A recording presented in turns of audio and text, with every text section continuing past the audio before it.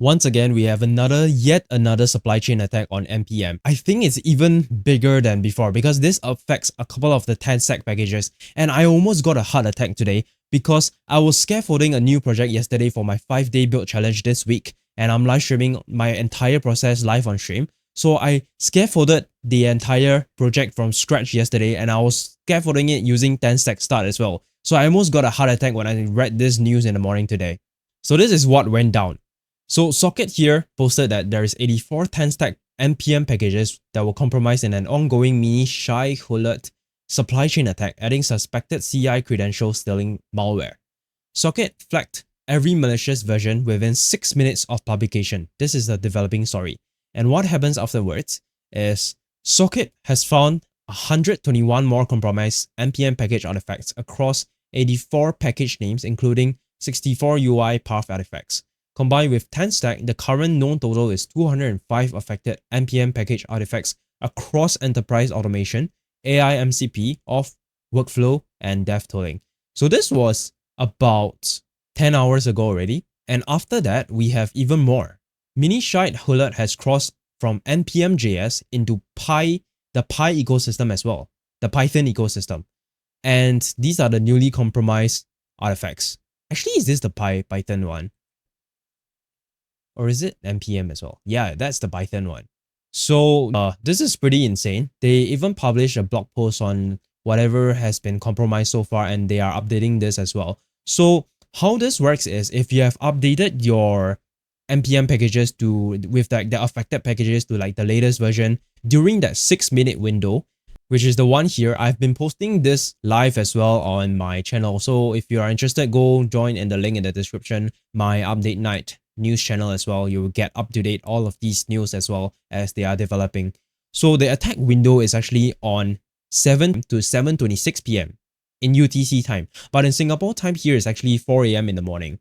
So thankfully, I was scaffolding like a project yesterday on update night. In fact, I did it on stream as well. I was doing it live on stream. And I was using better T-Stack for that. So what this does is it scaffolds all my projects, the front end, the back end, the database, auth, and payments, everything linked together. This is a very nice way to do it. And it just makes it very easy for AI development, for AI to build projects in general, because it comes with like skills and MCPs as well, and examples for them to build on top of. So how this works is within that 6-minute window, if you have made any upgrades to these affected packages that they listed out here in the blog post, you are basically fucked then. What happens is that they will crawl through your credential paths on your system, like GitHub, all the API tokens, wherever there's sensitive tokens, it will steal all of them.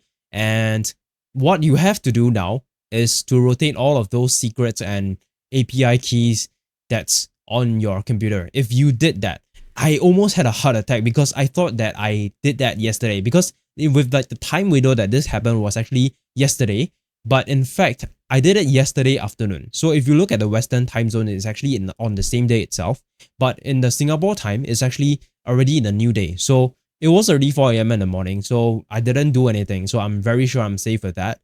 So what I did was actually I'm trying the new Claude manage this Claude agent view as well, which they just launched today. So you can just type Claude agents, but you can't fit in the dangerously skip permissions, which is the annoying part about this. It doesn't accept that. So you can only use this and manage agents with like manual inputs all the way. So what you can do is just type anything that you want as a task, and it will create a new task. And this will be like a very nice view of like all of agents running at once. As if you look at my previous videos and my previous streams, you'll see that I have 6 different Claude Code instances at once with like the different view like that. And I split it to the side here, and I split it bottom, and then I split again. I have 6 different instances. Now I can use it one here now. And they also get the go command, but I don't have access it here. I'm not sure what's going on. But anyway, I was using it to actually look through whatever I've scaffolded yesterday and to see if there's anything that's affected. So it went to do the research on the attack there, and then it confirmed that 10 stack is actually one of them, and it's actually what we have in the repo as well. It says that it's affected, and then it says that what the attack window was is on the same day, whether I did that or not. And then I went to check the time window is actually on the 4 a.m. in the morning. I'm thankful that that happened not when I scaffolded it.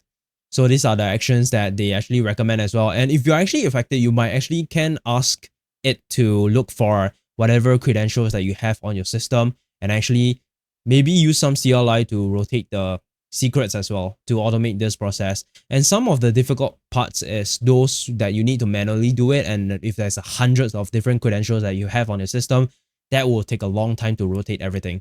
So I'm thankful that I'm not in this stupid mess that they have right now. And this is getting more and more common as well, especially with like the delay of the Mythos model that Anthropic teased a while back, and they just don't want to release it because of the security impacts. And we're already seeing all these security issues, many security incidents in the past few weeks and months already. Without all these, with all of the latest frontier models that we have now, I'm pretty sure what we have today is the impact of what the latest models that we have available out to the public can already do all of this. So we are already, in fact, in a very dangerous phase where we will get a lot more of these incidents more in the future. This is just the beginning, in fact. And it's just become a meme that last time it used to be just update everything and it'll be fine. Keep all your software up to date. And it's now a meme that we shouldn't update anymore. We should have like a 7-day delay between like the latest update before we go to the latest now. We shouldn't update anything anymore. That's still funny, but then again, a 7-day window is good enough because they address this quite fast as well. They put the affected packages from the repositories very fast, such that when I updated it to the latest one today, and I asked it to update to the latest one as well, to make sure that this is not the affected version, they already put all the affected ones out of the directories. And yeah, put in the link to the blog post as well, and it went to find the GitHub advisory here as well to make sure that I am exactly very safe here to not have anything that's compromised. So I'm thankful that nothing happened. So this is just the start here. We already have so many security incidents, especially with the React CVE as well recently, that nobody is talking about it. And this will just keep becoming more and more common. So I think the best way that we can do with this is just not to upgrade packages anymore, other than when you really need it, like with like new icons, new updates to certain packages, new features that you need it, and maybe just wait 7 days before you update for every new version that you get.